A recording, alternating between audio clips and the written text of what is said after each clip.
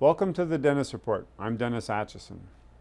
At some point in New Brunswick's near future, the political system and the approach to politics by both leaders and by voters needs to change. It's very clear over the past 40 years that part of why the province is stuck is that we've got a pattern of behavior that is now dysfunctional, does not help us get to where we need to go, and does not take care of our children's future. Today's guest is going to share with much passion and much insightful clinical understanding of the process, as well as the numbers, of where we need to go and how we can get there. The irony is that it's through the political process. If we can change that, we can change the province for the good and have a much brighter future, because we'll be doing it together. Mile marker, count 'em off, son. Between what once was and what's begun. A mile marker, count 'em. Our guest today is Blaine Higgs. He's well known throughout the province through his role as the finance minister, which gave him a certain amount of profile, which we'll get into. But he's also running for the leadership of the Progressive Conservative Party of New Brunswick, and that will be happening in due time. Thanks for taking time to be here. Thank you, Dennis. And thanks for the warm-up chat. We're touching on a whole bunch of pieces. So one of the elements is at some point people have to start to trust politicians again. That whole conversation. And now that you're putting yourself in the front to run for leadership, can you share some stories and some thoughts where you think trust can be built again with trusting the political process, because it's so key to our future success? It's absolutely key to the process, and I guess so for me, not being a career politician and coming from a lengthy career outside of politics, you know, my focus for getting involved was basically we must be able to make better decisions. And I went into the system thinking that, well, why can't we make better decisions in government? And I thought there could be several factors there, but the key factor when I get in there was how politics is practiced here in the province. Politics is first and foremost the number one priority, and everything else kind of falls after that. So when people see poor decisions being made, they chalk it up to say, well, this is politics, and they accept it, which is what has to change. We can't continue to accept poor behavior. So for me, if you're going to be trusted, you have to make decisions that may or may not be popular, but they're well-founded, well-grounded, and the facts speak for themselves. But they represent not only the reality of our province, but it represents the right and fair and reasonable thing to do. But when decisions are made that have no basis of any sort of rational behavior, people just say, that's politics, and that's the way it is. Well, it can't be the way it is, so it has to change. And that's my goal from the very beginning, is changing. So that seems to imply a different process, or maybe a touch more transparency to it. I can only imagine when you're finance minister doing that annual tour of the province and the usual suspects show up and talk to the microphone and tell you how you should be doing your job. That's one of those classic ones where we can use it as an example of communication gone awry, where the intent was to get input from public, but their cynicism would be, well, you've already decided, so why are you even talking to us? The fact is, when I used to do that in my private career, I learned the most from being out in the field talking with people that actually worked in the system. And I also learned that, if you don't have people engaged as part of the solution, it's not going to happen. You're not going to get the results. So I actually enjoyed the budget tours, but I enjoyed the most would be people that would be coming, that came to listen, but then wanted to contribute at the end of it. And I used to stay to the last gunfire, and I'd be, people said, well, we've been here for 3 hours. And I said, well, there's 2 or 3 people here that still want to talk. But those were the individuals that didn't plan on speaking, and what they were speaking came from the heart. And I found many times you'd have that and you'd say, well, now there's what the genuine person is thinking. Because yes, there were prefabricated presentations, and I could have written many of them because they came, after I heard them the first time, I could have, and I said that. Some of them said, you don't need to say this, because I've already heard it. And it would just be a repeat as I went around the province. But when you get genuine people starting to be part of the offering real solutions, and so when I took a list back to government after my first trip, let's say, I was excited about it because I rated the popular comments. We did it very, legitimately and saying, here's what we've heard, here are the top 10 items, and here it is. And I remember going back to the office and back to government and basically saying, you know, here's what we've heard. Oh, we can't do that. Oh, we can't do that. Well, I said, this is what people are saying. This is what the message was. So there is an element of what you say in terms of, well, how much of it is predetermined, how much of it wasn't, which I find is unfortunate. In this current round of strategic review that was taking place by this government, I'd actually met with this government after we were voted out of office, and I went through all of the items that they presented a year later. And the only one that I didn't have was the naming of buildings or bridges and charging for it. That wasn't on our radar. So other than that, I did a 15-page presentation. I went through multiple items and said, here are all the things we were doing. Now, you may not accept this, but here were the things we were doing. Here are the studies we had done. Here's what was getting success. Here's what was working. Here's what wasn't. And my goal was a continuous improvement program, just like I was used to for years. You know, you built on each other's successes, you learned from each other's mistakes or failures, and you said, we'll just get better. But that isn't what happens. What happens? New government, new philosophy, throw out whatever was working, doesn't matter, and just start again. And that is so sad. That is so difficult for us in this province. In general terms, we're starting to measure some of our efficiencies or inefficiencies. So when you describe that, what popped to my mind was food management, for example. So now the general public more or less knows that we waste 40% of our food. So if we paid more attention to what we had in our fridge and ate everything in our fridge before totally restocking it, we'd be better off economically, health-wise, all those things. Similarly with water. Our public systems need much infrastructure development. There's a fair amount of leakage because of old pipes, and yet water is becoming even more and more precious, and it already was sacred.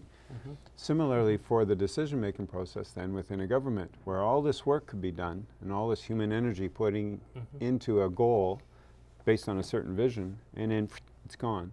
And people will express that frustration a lot with that 4-year cycle, or how do we solve a 60-year problem with a 4-year political process that constantly redefines it and shifts it? So we've defined the problem a bit. How are you going to change that? So we were changing it, and here's what was because I realized that same thing.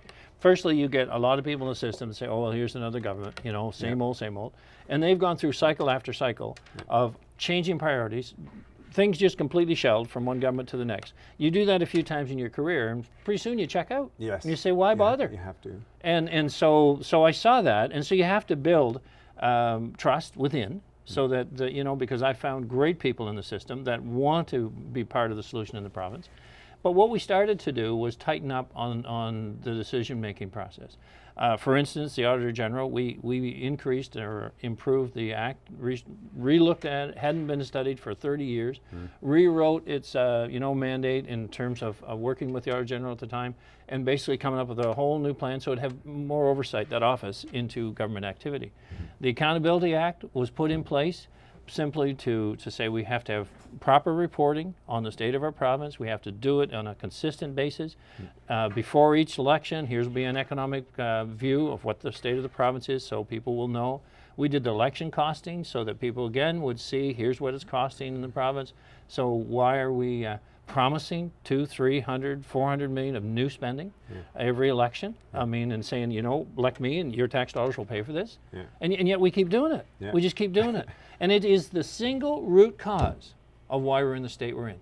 The election cycle and the promises made bury us 300 or 400 million. We did it in 2010. We didn't do it in 2014. And Victor Boudreau said in a CBC panel here back several months ago that was the reason he was in office and I was in opposition, because of the promises he made. Now, if that is the general attitude, and it has been, and people are buying it, it's because they feel, I want my piece of that. You know, you're going to throw your money around, so I just want my piece.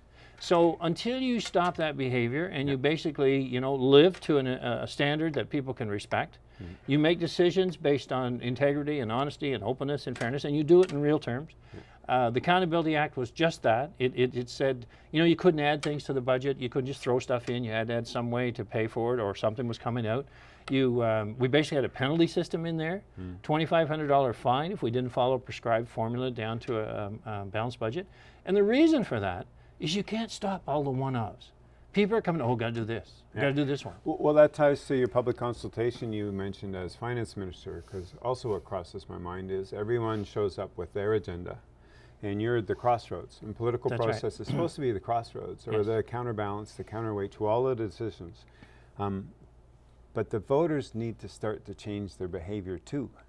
It's not just, because it was always stunning to me to watch an election come and go, and the voters behave the exact same way, while they're complaining that politicians behave the same way.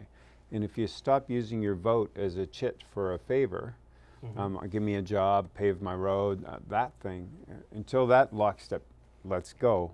But so how do we get there? How do we shift that beast? Very, very important phase. I mean, my candidacy here is that, you know, I promise a better New Brunswick based on us actually seeing results that we're prepared to measure, and because we were measuring performance. And our deficit had dropped by half. It was dropped by 450 million. It was 830 when we went in. It was 377. And there are all kinds of other key indicators we were measuring. But to your point about the voters, yeah, they feel like, okay, this is my chance. Politicians are at their weakest, and so I'm going to go around and I'll ask for something, and we'll get them to commit on the campaign trail. And it started already. Because that supports Mr. Boudreau's response to you. Yes, it does. That's the mindset. Yes, it does. That's the mindset. And I've said in this candidacy, I said, look, I'm not going around. I've had people come to me. You know, you're either going to promise me a position if you get to be leader, you're going to promise me this thing for my community. And I've said, no. I said, I'm not going to make these commitments. I'm not going in with both hands behind my back and then try to work through the issues in the province and at the end of the day have a better result. We have to change how we do politics, and everybody has to be engaged with that. So for me right now, will people, you know, say, all right, this is different. I need to do my part. Well, I think the last 6 years, you know, I've demonstrated I'm only here for one reason, and it's we can fix this. But I can't do it at the same time with promising everybody everything along the way. So you're right. People have to do their part, and I believe that people have seen that, you know, I'm not here for another career. I had a career. I'm here because what I've learned in other aspects of what I've done, I see the opportunity in the province. And there are certain fundamentals, like buying your way to success, that does not match up with fixing the provincial situation. And so if people, you know, want to be part of this and really want the province to change, then we have to change behavior. To tie some of this narrative, which is great, to you and what you bring to the table. So the fact that you had your previous career, which was an Irving-based career, so somewhere along the way, that probably has been a blessing and a haunt, the way someone would use it, you know, against you. Oh, it's an Irving guy, and now he's in government, so he's going to bring that to it. But as you explain pieces in our pre-show talk too, it also sounds like in some ways you were the right person at the right time in the right place for the fiscal management side of it. So I'm curious to see, what was it like for you to be trying to do all this good work, to slowly work at a system that creates more accountability, different measures, and get the wheels moving instead of stuck on a different grind. But at the same time, those who don't want to listen to that will just be saying, oh, it's a way for the Irving bunch to have their foothold even tighter into, that must come to find you sometimes. Well, you know, I guess I was an employee with Irving Oil, and you know, different people work for different companies, and I worked for Irving. I learned a lot through all those years. I traveled a lot around the world and met with different groups, you know, different negotiations and different levels. But my focus in my career, I'm an engineer, mechanical engineer, graduated from UNB, and that was what I graduated with, a degree in mechanical engineering. But my focus throughout my career was operational management. It was better service delivery for the money we spent. I did that my whole career. And whether it was in the refinery operations or whether it was in the transportation sector. So it was always working with people to get better results. And we did it through growing people, developing managers, succession planning. We did it by analyzing everything we did to see, can we do it better? And the opportunity that we had in government was applying that very same principle And it was what I learned from my private sector years that allowed me to look at it differently. I mean, many people look at it because they haven't had that exposure to an operational management role where they see service delivery as just a continuously improving program. That's what it has to be every day. And it's no different in government than it should be in the private sector. We should be getting better at what we do. So what I found in the system is that, wow, we've never really looked at how we can improve service. We just say, give me more money and I'll do better. We move people around through an appointment process. It doesn't matter what their capabilities are. We just put them in through a political process. So you say, well, how do you expect to really have them achieve anything? Exactly. Because they have no background for what they're doing. And that happens all through the system. You have great people that are doing great work that are fired right immediately after an election. And that wasn't because they were a political appointment. I mean, I've had cases where they were long-term civil servants that were fired, and they were driving change better than I'd ever seen in any of my career, and yet fired. Well, what does that do to people that are watching that and say, "Ooh, I'm not going to put my head up because I'm going to be next." So they just go underground and they say, "Whatever the government wants, I'm here to serve."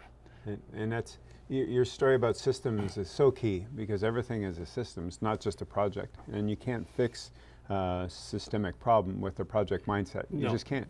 There's this great piece of research and publication by Donella Meadows called Points to Intervene in a System. And she comes up with 9 variables or characteristics or things to be aware of. So there's positive feedback loops, negative feedback loops, so it's taxation or incentives. The weakest link, the number 9 out of the 9, was whenever you use numbers to justify your position, because someone will come up with the other numbers and counterbalance it, so change won't come from there. No. And number 1 was heart, because when people believing that there's an opportunity. When all the hearts line up, something shifts and happens. I agree totally. Wouldn't it be fascinating to do that with New Brunswick? But it was happening. Political. The culture was shifting. We'd brought in a process improvement program, but that was just to allow people a different way of thinking. So they would look at something they might have been doing for 30 years and say, what do you mean there's something we could do differently? And I remember being in presentations where one guy had been there for 35 years, and he was presenting to his team, who were various timelines in the system, a whole new way of doing what they've been doing for 30 years.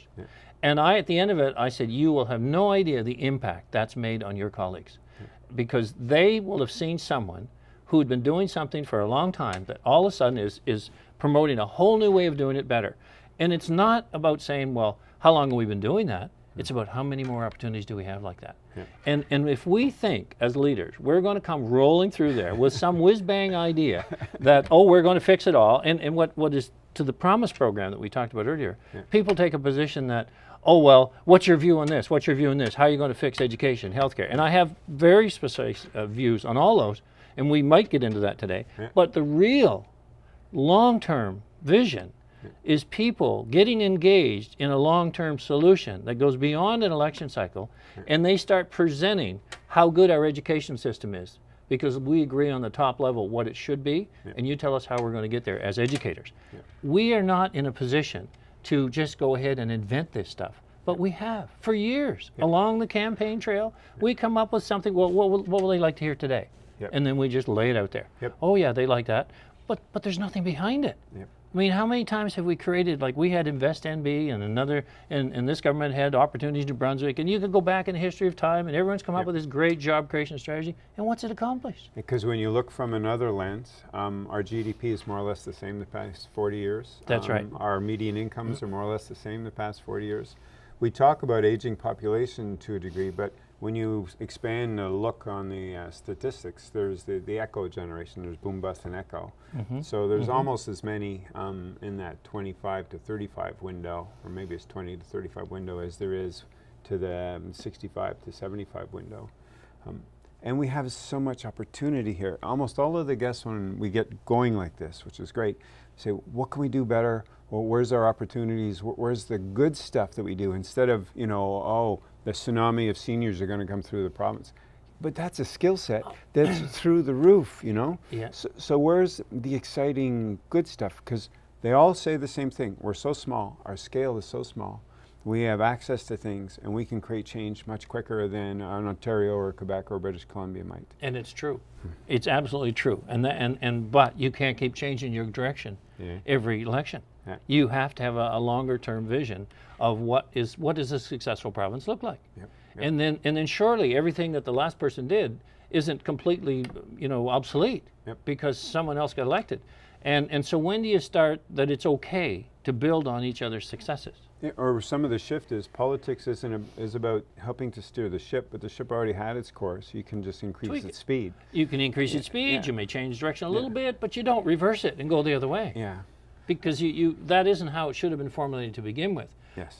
So I think that for me, it's like, how do you create an organizational structure that allows better communication to the public, better communication to our direction, so that people, when they're around campaigning for office, they are inventing solutions. Because there isn't any real depth of analysis done in order to create this new solution that's for sale at the campaign office. Because you don't have the capability to do that. You don't have the background to do that. One of the past guests on the show is Nick Scott. It's about data for impact, how to take large volumes of data and crunch them through in a very short period of time, so it's close to live streaming data. He works with the Social Policy Research Network, which is trying to build new mesh between civil service and academic research so that they're not out in parallel universes studying poverty, they're actually sharing their material. Which gets to, what does that conversation look like? In between the lines of everything you say, if I'm hearing correctly, there's also a shift on the element of control. So if there is more engagement with the public, and if the best answers are truly out there amongst people, because they're the ones doing it, whether it's an education system, healthcare system, then can you speak to or play with a little bit, how does the political process integrate itself with the civil service process? Because those outside ideas have now come in. We know now how to make this shift for a delivery on an environmental strategy or a business strategy or an investment strategy.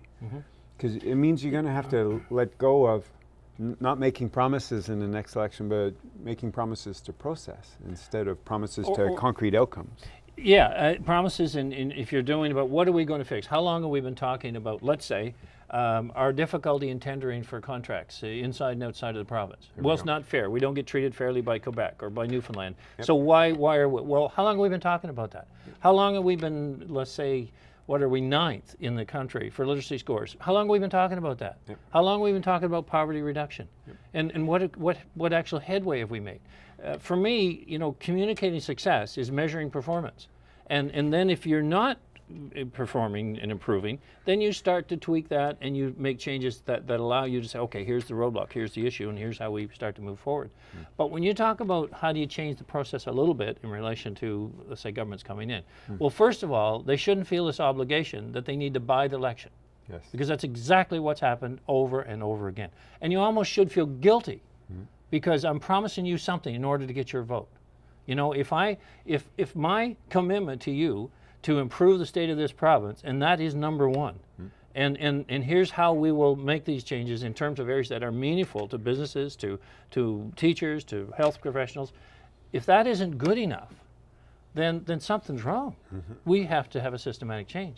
So you get into the where people come in. So democracy, as we cherish this as the greatest form of government, but imagine coming into the Premier's office, never potentially having a real job in your life, and you now have complete jurisdiction of an $8.5 billion budget.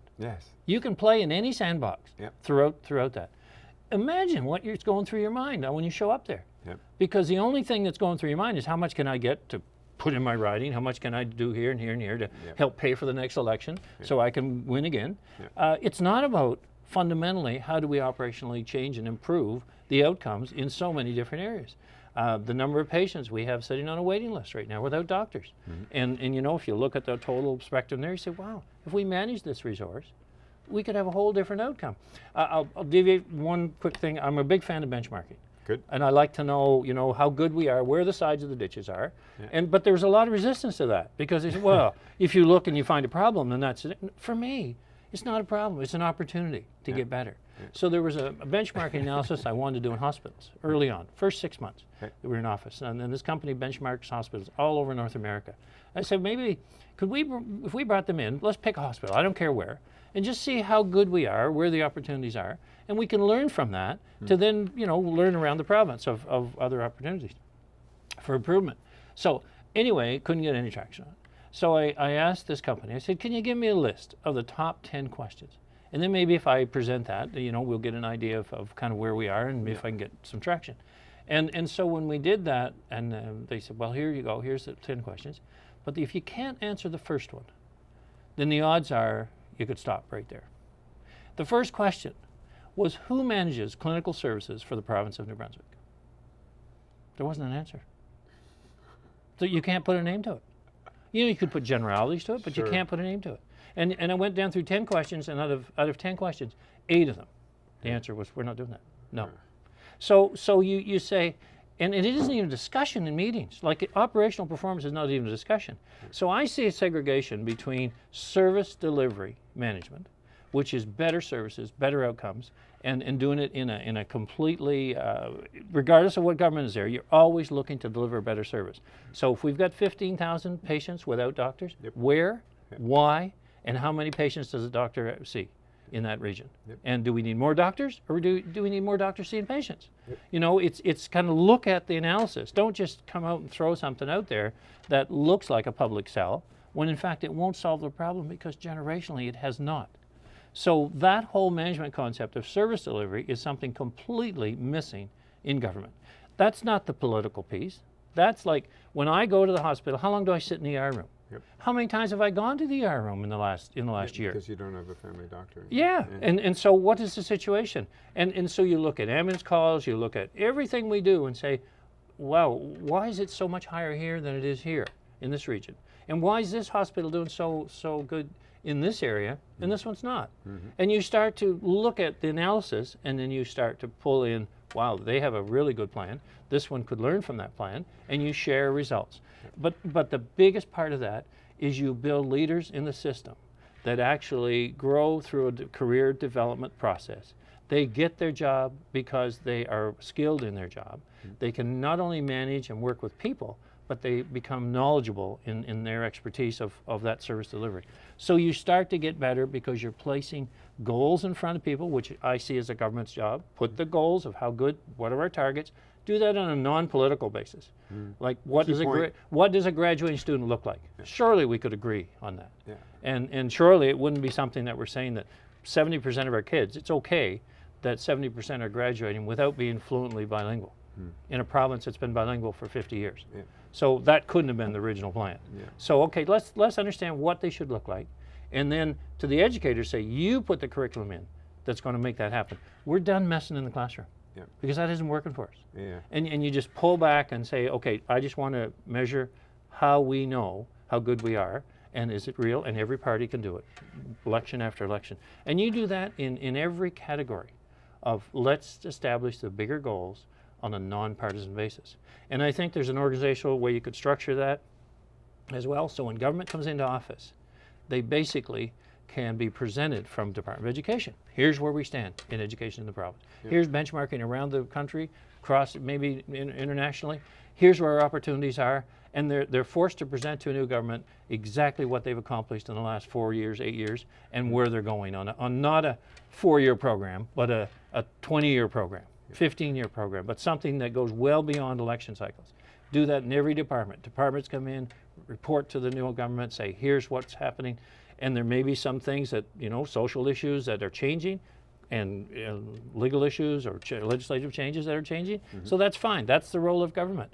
And then you structure a system that allows MLAs who are elected to actually have some discretionary funding to be able to work with their riding who elected them.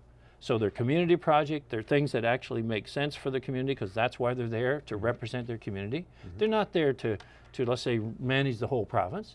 We're there as a riding representative to look after our riding, but we shouldn't be competing with every riding. So if this riding gets this one gets this one gets this, not because there's a valid project, but because it's just the way it is. Principle. And so you need to set it so you have some discretionary money. I mean, an MLA shouldn't have to go to a minister and say, you know, can you give me $10,000 for this project? And maybe the answer is, well, yes, but I need you to support this $50,000 project in my riding. And it's a barter system. And maybe at this point we could pause. That's great. That was great. We'll be right back. We have to take a brief break to get some community announcements in.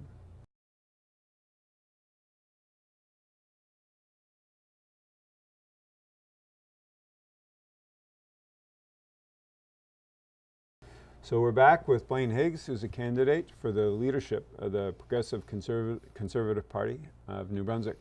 And thanks for coming again, taking the time. Thank you.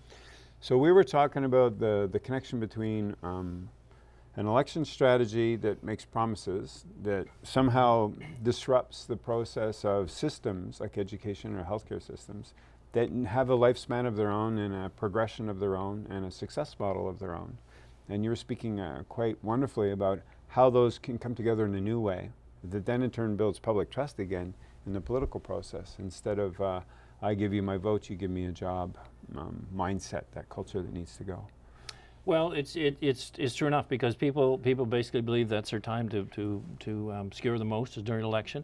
Then we spend the next 4 years digging ourselves out of a hole, and the role of the civil service is primarily just to implement what's been promised, and the role of the Premier's office is just to implement what we promised. So what kind of strategy is that for a long-term vision of where we need to go in the province?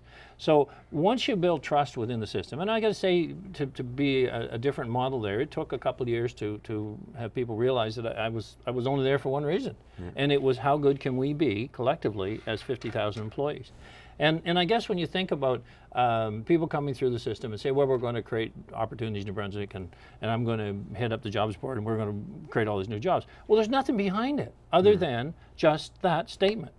And people say, well, that sounds good. You know, I'm going to create 5,000 new jobs. Well, you could go back in history and you'd find this over and over again. Well, in the case of an example of building careers and building actual responsibility within the system. So here's a case where I'm sure this deputy minister was getting pressure to give a company money to convert from heavy oil to natural gas. And so they came to Board of Management with this program and says, you know, we'd like to give $500,000 to this company to do this conversion. So I looked at the company's portfolio and I looked at the capital reserve and the cash flow and the project itself was less than a 3-year payout. And I said, why are we in the middle of this?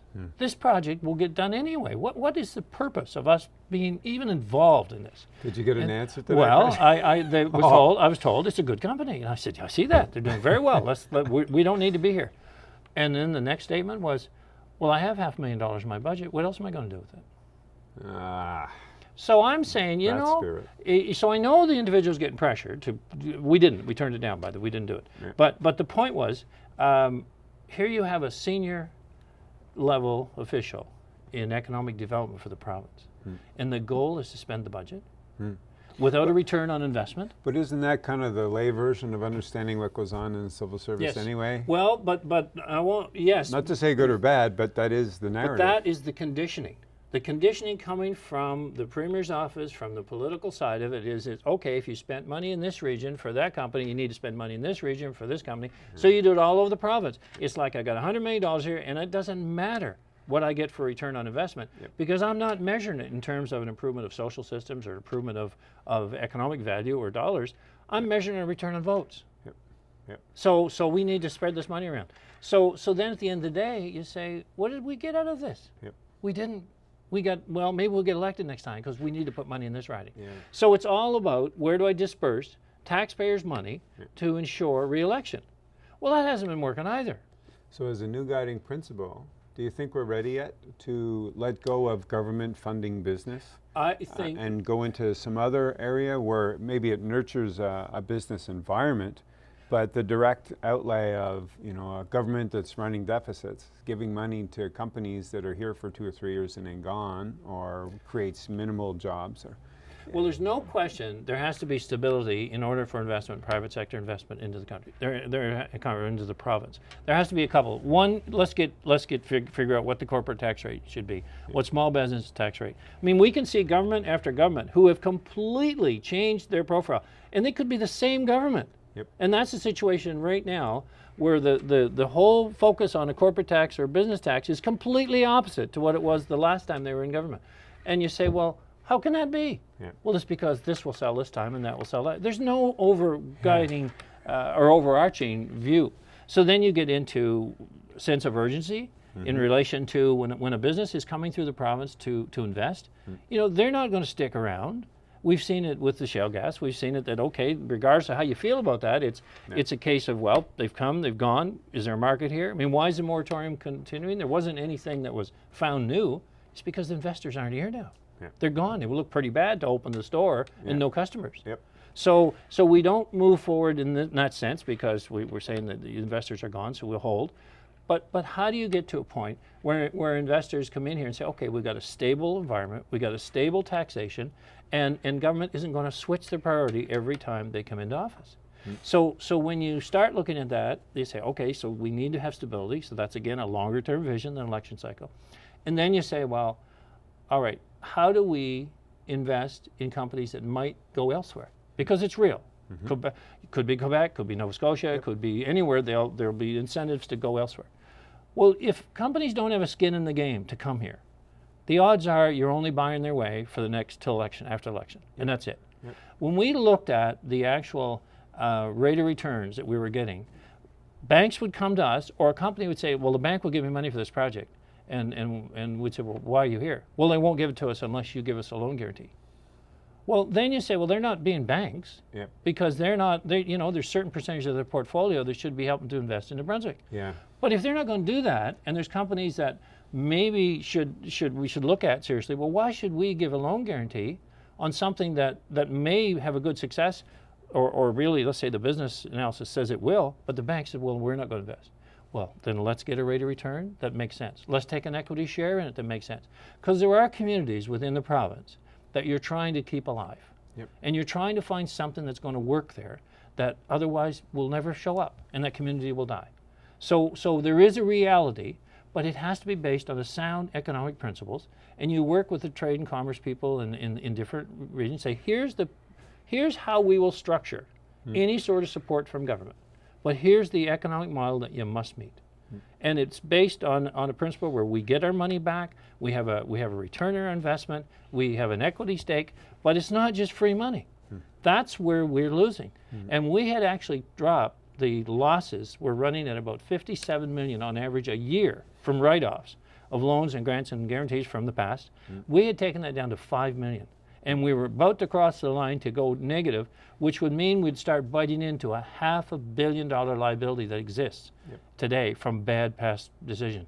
And we were putting criteria around those decisions. So while you can say, well, government's not going to get involved in any of this, I can say, yes, I understand that, but there is some of the things that you look at, and I'd use the Port of St. John right now as an example with the container traffic. And you go by there now and you look at the containers.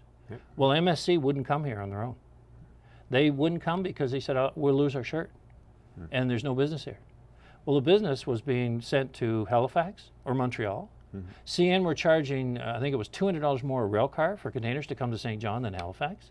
And so when we looked and worked with the port on the big picture, we said, well, if we can get MSC in here for 6 months, and then we start focusing on the shippers and the rail line to be fair and competitive and to use our port, because we need to use ports that we have here in the province, whether it be here in this area, whether it be St. John, whether it be Beldoon. But look at the business case. That is no longer on life support. They're running around 100,000 TEUs now. And the biggest news was, of course, the recent signing of DP World, which is a port management company, worldwide connections, and they're saying this can grow 4 times what it is right now. Now that is bringing world-class business to New Brunswick. So to just take a hands-off approach and say, we won't look at any of this, now you need to have a criteria that says we'll look at projects that make sense for our province. Great explanation. I think of the geography of the province is the scale theme again. So yes, we've got deep water ports, underutilized, especially if we're talking about global shipping and global trade. And yet we've never been able to capture that geographic advantage we have. Oftentimes in the business narrative, you'll hear, well, come through New Brunswick because you have access down to the Atlantic, New England states because you're in high population areas. And I keep thinking, if we're positioned so well, how come it still isn't working to our advantage yet? In terms of environmental work or renewable energy work, we have 3 coastlines that when you look at a wind map, it's just super dark red for the amount of constant wind that's there. And you've got a population of 750, 770,000 people. There's got to be somewhere in that scale issue and some new thinking and some systemic change that gets us past. Gets us past politics. Yeah. Because that's what it is. There's not, you know, and if we're going to say, and we could sit down with any party member, we could sit down with the NDP, the Green, and the Liberals, and you could say, what's our long-term vision? Well, maybe we'd all like to be on a sustainable, renewable energy supply. Start Perfect. integrating it okay, into so the that's system, what we right? want. There's our goal. We're all on the same page. That's where we need to head to deal with global warming issues, to deal with the realities of today's society. All right. Now, so maybe all we're talking about is the timing to get there. So for me, shale gas is a stepping stone. It's not the be-all, end-all. It's a stepping stone. And it's a clean form of energy. So you're moving towards a reduction in emissions as you develop renewable energy sources. So it's not like we're going to stop there. It's like it's just a process. Yeah. So timing becomes, okay, how do we work through our timing, because we all have the same goal? And I find that in just about everything. So the only thing that separates us is that you're a Liberal and I'm a Conservative, or you're an NDP and I'm a Conservative. That's it. Yeah. Or you're Green and I'm Conservative. So hold it. We're in New Brunswick here. Yes. And to your point about being a small, nimble province, when I traveled the province, it didn't matter whether I was in the Francophone regions in the north. When I'd sit down and have discussions like this, it was like, wow, that makes sense. You know, and I remember going through a discussion with a gentleman, a business lad that lived in the Tracadie area, and we were looking at a new nursing home at the time, and he said, well, why wouldn't you use the Tracadie Hospital? So this is a Francophone guy, lived in that area for his whole life. He said, convert half of it to a nursing home and let the other half be the hospital. He said, then it would be fully utilized. You're right there at the hospital. You meet the needs you want here, and then we go from there. And I thought, wow, this is a great idea. But no, we promised a new nursing home. And that didn't fit the criteria. And there's so much abandoned infrastructure in the province that... And that leads to the aging care model. You're exactly right. So if you look at past statistics, the last 12 years, we've increased the number of nursing home beds by approximately 25 to 30 a year. That cost of nursing home services, aging care services, has gone up by 300%. It's now $300+ million of $1 billion budget for social services. If you forecast that out for the next 20 years, the demand would be to go from 30 beds a year to 300 beds a year. And we need to go from 4,400 nursing home beds that we have today to 10,600. Now, if you say, and we've gone up 300% cut, we will never meet that goal. No. But why are we trying to anyway? Yes, right. Because the focus is generally cut the ribbon. I need to build this new facility in my riding so I can cut the ribbon before the next election. Yeah. And we're going to have these massive 5-star buildings that 20 years from now will be empty. But is it the right model for people? I ask often in meetings, how many people want to go to a nursing home? Yep. Haven't got a person raise their hand yet. Because that's not a soul. You got to go back and check the premise, and the premise might not be the best premise. Exactly. How do we keep people in their homes? Well, out of that $300 million today, about $90 million of that is the infrastructure cost. So if you said to people, well, as we're downsizing, which you know, people are moving into smaller homes as they get older, or they're buying condos, but they're keeping their assets working because they're owning where they live. Let that model continue. So that's 90 million of what we're spending today, and it's going to grow to likely $500 million. Let's let that money be used to actually hire home care workers, build a career of knowledge in the health field that allows people to come to the individual living in their home and actually living where they want to live, getting the services that they want to have, and have a better quality of life. Yep. That is a win-win for everybody. Yep. But yet we'll focus on the big, shiny brick and mortars complex. Yep, and universities suffer from that to a degree, I think, because you know, recruiting students is based on buildings and facilities, and there was a time it was based on human relationships. So you're speaking back to a changing model. Yeah, going back to the human relationship, and also buried in there is the autonomy within a community to know what its best solutions are, and the role of government to be adaptable. That this area needs it this way, this area. Which is your vision statement thing, where this is where we all agree we need to go, but you might get there by this road, and you might get there by that road. Know the goal and agree on the outcome, and I think we can get there, but there has to be a process where it's a non-political process to get there. But then say, all right, now what works for this area? What bothers me the most, and it's something that I learned since I got involved in politics. You know, you can look across and say, well, you know, 20% of the population has moved out of the north, so big shift. You can look at the number of schools we have in the province, you look at the number of hospitals we have in the province and say, wow, you know, for a province our size, and you compare it all over, wow, this is really, you know, doesn't fit what you'd see elsewhere.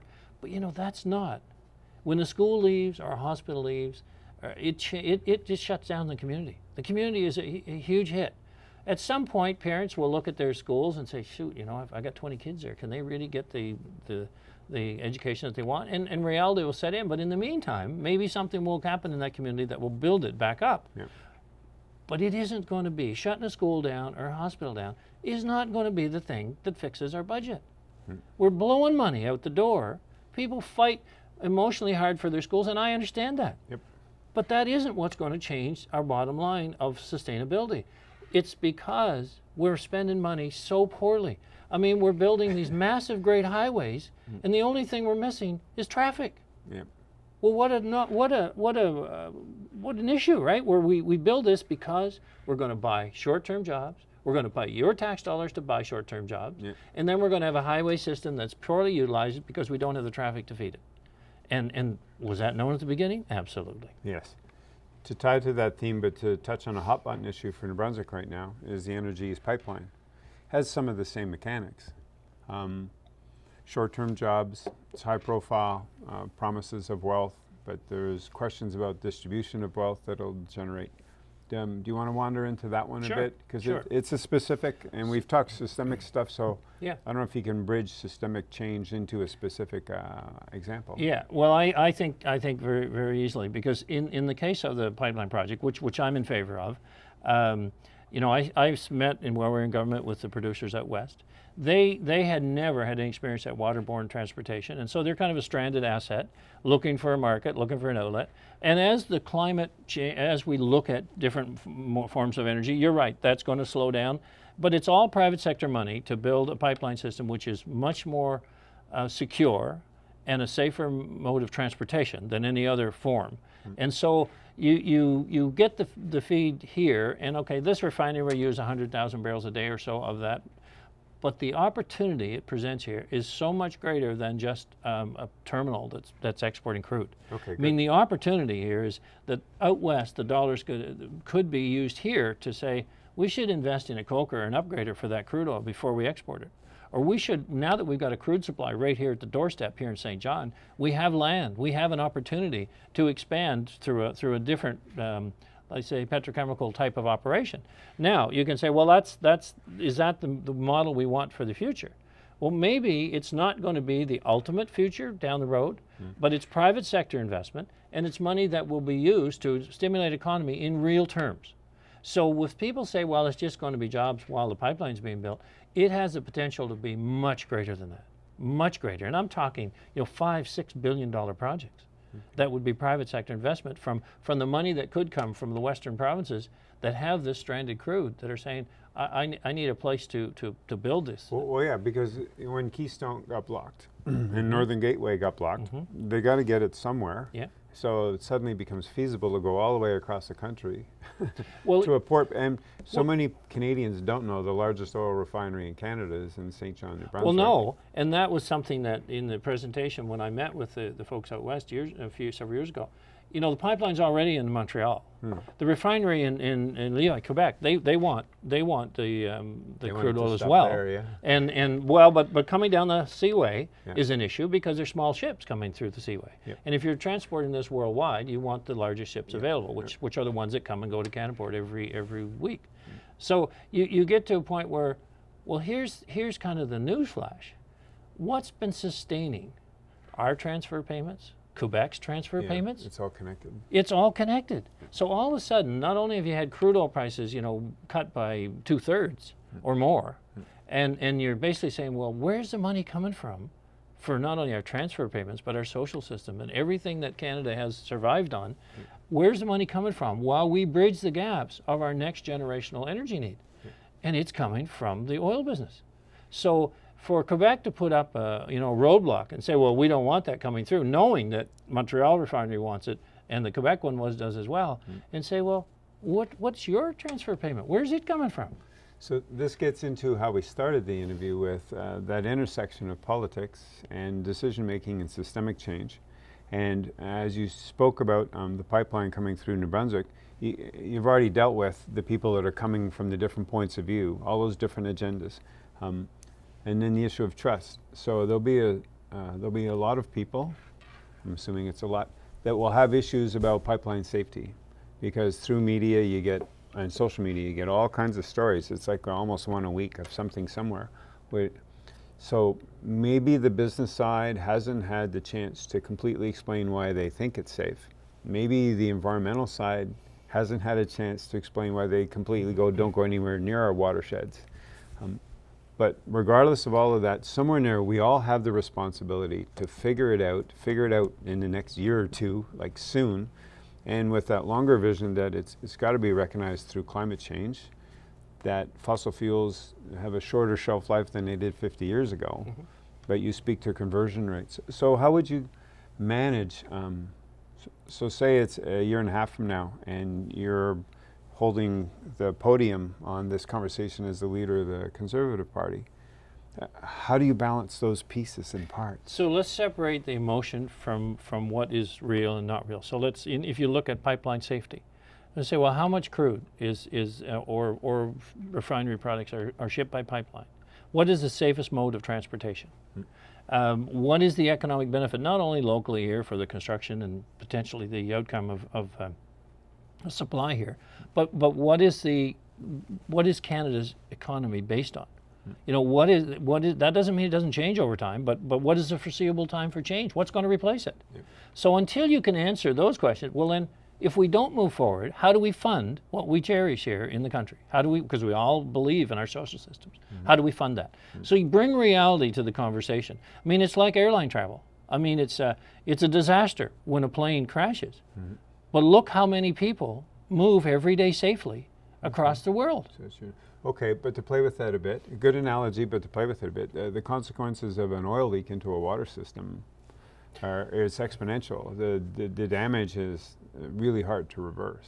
Well, I think so. Again, looking at what are the outcomes? How much oil has been at risk in terms of disasters in an ecosystem, but then what are the issues that arise from that, and how do you mitigate that? Like the pipeline technology is much better now than it ever was. I mean, the double walls you can put in place, the intelligent pigging is a form where you can run these intelligent pigs down the line, and they actually do thickness checks the whole way down the line. You know, you can ramp up on that capability, you can fiberglass line them, you can do a lot of things you couldn't do 20 years ago to ensure pipeline integrity. Does that mean that accidents won't happen? No, it doesn't. I mean, no one can ever say 100%. But how do you minimize the risk in areas that are so sensitive that you cannot afford anything else but to avoid any exposure? And then what are the real terms of being able to deal with any sort of risk? Because I think a lot of it is, you know, the response time, the capability to actually respond to an incident. Yep. And what do you build in for safeguards to monitor and respond? So I think unless you can point to something and say, well, we can replace that with this, and therefore all's fine. Yep. If you can't, it's not good enough just to say, no, I'm not interested. It's like, well, what are your options? What do we do differently? I think we're on a path here to not only sustainability provincially, financially, but sustainability on an environmental basis. We'll say our emissions are much better here in the province, and we've had a big step change over the last 5 years, or 10 years maybe. But of course we have. In 2008, a lot of industry shut down. Yep. Well, that was a big step change. Yep. Well, does that mean we've gotten a lot better? I think many industries have invested heavily because you had to. It was the right thing to do on a social conscience, right thing to do maybe in some cases on an economic basis, but it was the right thing to do in any case. So that's all well and good. But we have to say we have a path here of getting better, and we can't get there overnight. And how do we together decide what the end game is, and then it's just a matter of the timing to get there. And we all feel good about we're making progress. Not I'm going to stop and start every new election. We have about 2 minutes left. Any thoughts you want to send us out with? Great example, because you embodied how you would do it when you just gave that answer between the bridge with the conflicting agendas. How do we have a timeline for 30 years we want to be here, but the next 5 years we need to do this? So Well, if you're watching, that's exactly what Blaine's going to do if he becomes leader. That's how you mitigate the risk and the trust. you can't, you know, ignore any issues and the reality of them. So I just encourage people, let's deal with the facts and not the emotion. And that applies to every sector. I think, and I've seen such waste in the system. I've seen how good we can be in this province. I believe it sincerely, and because I know it. I look at it from a different lens because of where I came from and what I had to do every day to keep my job. And I feel right now that, you know, I'm not in this to get a job. I'm in this to get a job done. And I've seen the opportunity and how good we can be, and it's a totally different model. For 86% of the time, our province has been governed by different folks, but none of them related to business. So only 8% of the time has it ever been related to any sort of business model. So maybe it's time we tried something differently. Maybe it's time we looked at, said, you know, this isn't working. Let's try a different approach. And I believe that I offer a completely different approach, and it's because of the many years I've spent developing a whole different way of thinking. Thank you. Thank you, Dennis. Great interview. And thank you for watching. The Dennis Report can also be seen on my website, DennisAtchison.com. We're funded by Patreon, so if you want to support the program and help us continue to grow our audience and some of our technology, please go to the website and click the Patreon logo and become a sponsor of the show. As always, be good, have fun, and love each other.